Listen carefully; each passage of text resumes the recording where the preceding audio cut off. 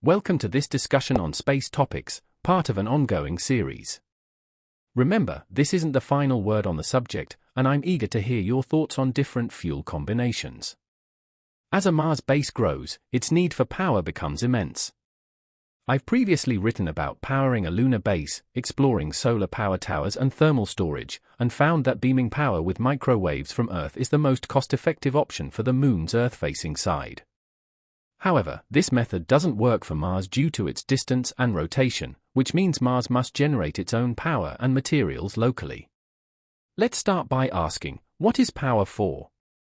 On Earth, electricity is abundant and readily available. In my home, we use about 2 kilowatts and pay around $100 a month, which is less than our food costs. But 2 kilowatts is equivalent to the energy needed to feed 15 to 20 active adults. In sunny California, we consume more energy in electricity and gasoline than in food. On Mars, growing food will be challenging, but generating power will be even harder. We'll need much more than 2 kilowatts per household. For example, an aircraft carrier uses about 40 kilowatts per person, not including fuel for planes or manufacturing. Mars is more hostile than the ocean, so a Mars base must be highly productive, with abundant energy to avoid shortages. In the United States, each person uses about 10 kilowatts, with 1.5 kilowatts as electricity and 6.5 kilowatts as waste heat. On Mars, we might need 10 times more energy per person, so let's estimate 100 kilowatts each. This doesn't account for the fact that 65% of US energy comes from fossil fuels, which don't exist on Mars. If synthesized, they would require 3 times the energy. This is crucial because hydrocarbon fuels are needed to refuel starships for return trips to Earth, and they consume a lot of energy. For instance, if each starship carries 100 people back to Earth every 2 years, fueling them would use about 10 kilowatts per person. If only 10 people return per starship, the energy cost rises to 100 kilowatts per person. Mars needs vast amounts of cheap energy, whether nuclear, solar, batteries, or fusion. The cost includes development on Earth, transport to Mars, deployment, operation, and depreciation. For example, if we need a gigawatt of energy for 10,000 people at 100 kilowatts each, and space reactors weigh 150 tons per megawatt, we'd need 150,000 tons of reactors, requiring 1,500 Starship flights and costing $150 billion just for delivery. Nuclear reactors are like steam engines, needing to dissipate heat efficiently. The capacity of radiators on a Starship nuclear reactor is limited by their area and thermal emissivity to a few hundred watts per square meter, similar to solar capacity. A nuclear reactor's cold side is determined by Mars' ambient temperatures, which are set by solar resources. There are no easy solutions. To change this significantly, we could build a high-temperature fission reactor, but costs rise exponentially with temperature. Another approach is to develop a heat dump, like vaporizing ice or using a large surface area habitat to radiate heat. A 1 gigawatt reactor could heat a habitat covering about 10 square kilometers, implying a population density of 1,000 per square kilometer, low by city standards. Solar power isn't much better. Using high-efficiency solar panels, we might get down to 7 tons per megawatt, but fixed solar has a 25% capacity factor, and Mars is 1.5 times further from the Sun. So, for continuous power, it's closer to 80 tons per megawatt, requiring 800 Starship flights and $80 billion, not including 24 gigawatt-hours of batteries for backup. With cutting-edge batteries at 300 kilowatt-hours per ton, we'd need another 80,000 tons, costing another $80 billion. Most power will be used for heat, which is cheaper to store or extract from a nuclear reactor. We might do slightly better than this rough analysis, but it could also be worse. The advantage of solar is avoiding regulatory approval for launching starships with enriched uranium. We might localize production of heavier components of the power system. A 1 gigawatt system could serve 10,000 Martians at 100 kilowatts each, large compared to an Antarctic base, but small for a factory. I examined solar abundance on Mars by latitude, season, weather, and panel configuration. Ground-mount solar panels receive varying power, and with a 30% efficient panel, you get about 1 point for kilowatt-hours per square meter per day. Mars' orbit causes longer, colder winters in the southern hemisphere. Adding seasonal dust and cloud effects, we see that racking panels at an angle might catch more light, especially at high latitudes in winter. Single-axis trackers help, and two-axis trackers can increase power per land unit, but not necessarily per mass or cost. High uptime for solar plus battery systems requires up to 18 hours of battery storage and aggressive solar overbuild. Power at the base is easy to transmit with wires and will be used for life support, heating, cooling, computing, and manufacturing. For transportation within the base, electric vehicles are more sensible than fuel-powered ones. We can enclose large areas in transparent structures for factories and homes. A significant portion of power will synthesize methane and oxygen to refuel starships for return trips. Most starships will carry cargo to Mars, but some will return to Earth. Each starship contains 240 tons of liquid methane and 960 tons of liquid oxygen. Methane's energy density is 55.5 megajoules per kilogram, and synthesizing it on Mars adds energy demand. Let's estimate 250 megajoules per kilogram of methane, including oxygen. The 240 tons of methane needed cost 60 terajoules, or 17 gigawatt-hours of energy. Methane is versatile for manufacturing, used for plastics, paints, fertilizers, and more. The Sabatier units producing fuel for starships will also supply Mars industry. Methane is easy to make, energetic, and non-toxic, but handling it is challenging.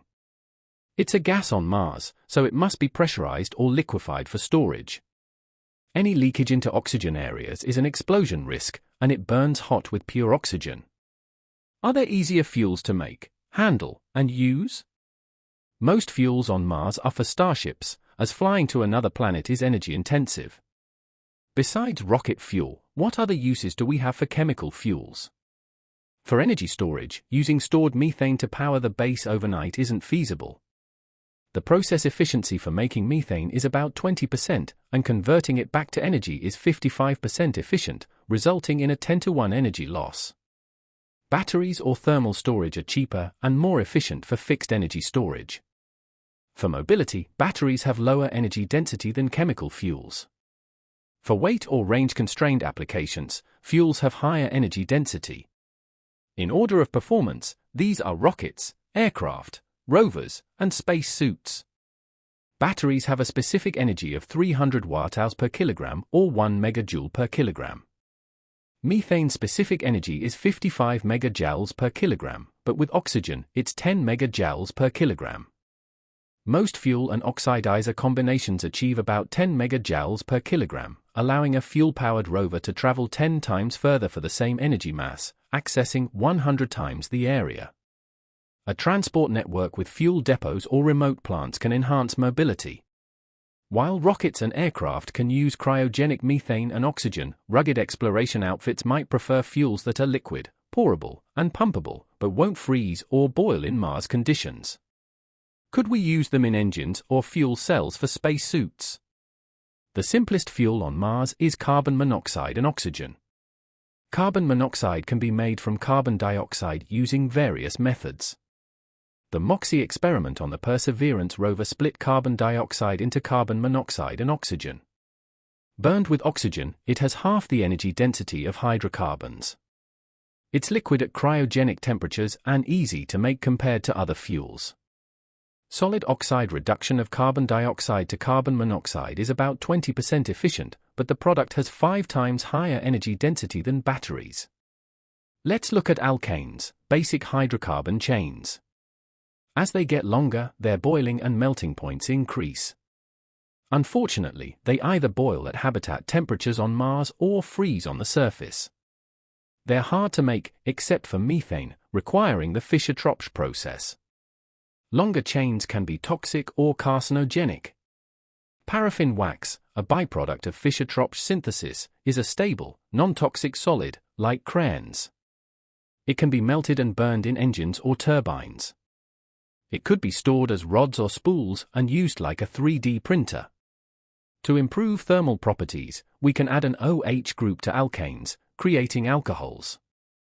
The OH group is polar, making them stickier and increasing boiling and melting points. Methanol is easy to produce, liquid at room temperature, but volatile and toxic. It's an attractive choice for Mars. Ethanol is volatile and intoxicating, while propanol and butanol have higher boiling points, making them less volatile. They're also toxic. Adding another OH group gives us diols or glycols, used as solvents and antifreeze. Ethane diol is toxic, while propane diol and butane diol are liquid in Mars conditions but viscous. They're hard to synthesize. Now, let's consider more exotic fuels. Silane is a toxic gas used in chip manufacturing, burning in carbon dioxide without extra oxidizer. Like magnesium, it produces solid combustion products, fouling engines. Reactions using carbon dioxide as an oxidizer don't release much energy. Carbon dioxide can be liquefied or compressed, but with lower energy density than batteries. Liquid carbon dioxide could be a refrigerant, but not a good one. Nitrogen-based fuels like hydrazine are easy to synthesize, liquid under the right conditions, and moderately toxic. Hydrazine and nitrogen chemistry will be used on Mars, but it's unlikely to be the main fuel.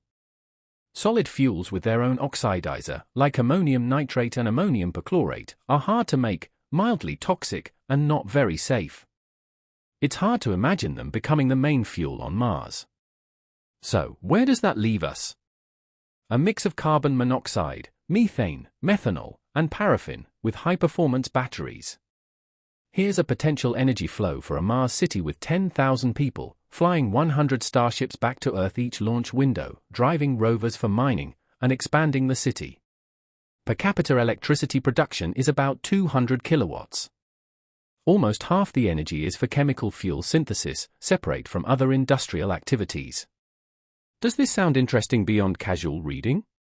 Making valuable fuels for millions isn't just a Mars dream, it's happening now.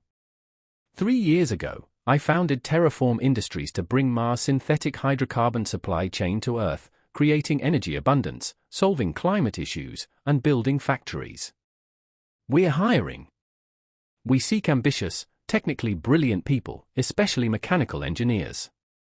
Check our job listings and send a one-pager to hiring@terraformindustries.com.